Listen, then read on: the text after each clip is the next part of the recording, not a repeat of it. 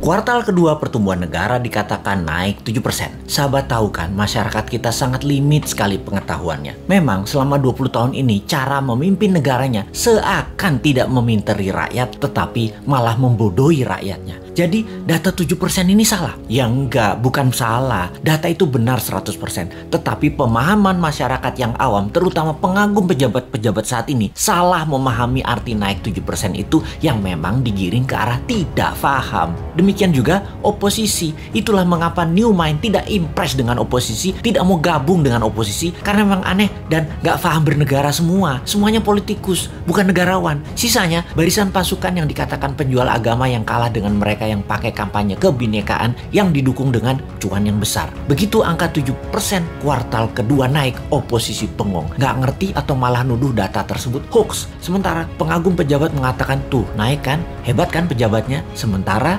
realita tetangga seputaran dan orang jauh sebelum PPKM sudah berat ekonominya. Sekarang lebih gak muter lagi, nambah sekarat, butuh oksigen. Kok gak ada yang naik? Begini melihatnya. Biar makin paham bahwa New Mind mencoba memberikan pemahaman cara cerdas bernegara. Naik 7% itu year on year. Paham? Nggak peduli. Kini kita ilustrasikan. Tahun lalu minusnya 1,9%. Tahun ini minusnya 1,7%. Naik dari minus 1,9% ke 1,7% itu naik sekian persen. Betul kan? Ya betul, naiknya begitu kira-kira. Bukan dari 1,9 minusnya total lompat plus 7%. Ya bukan begitu. Jadi data tidak salah. Cuman demi populerisme. Kayak artis gitu deh. Nggak boleh terlihat jelek. Jadi diambillah mengemasnya dari sisi positif. Itu tidak salah. Yang salah adalah pemahaman banyak orang yang terus dipolitisasi. Mangkel deh 20 tahun ini gak dewasa-dewasa juga bernegaranya. Lebih mangkel lagi, kenapa setiap masalah pejabat yang ditugaskan dia lagi.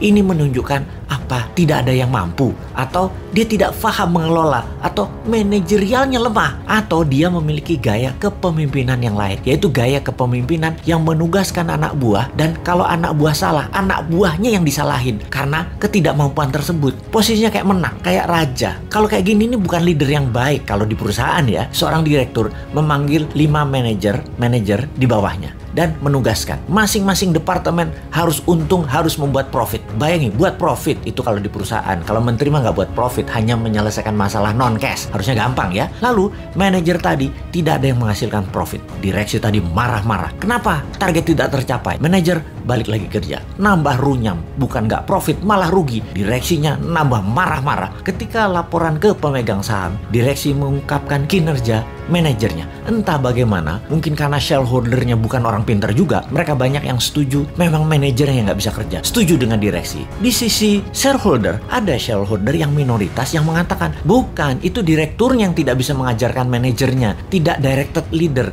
tidak berpengalaman bisnis multinasional, memang dia yang tidak mampu.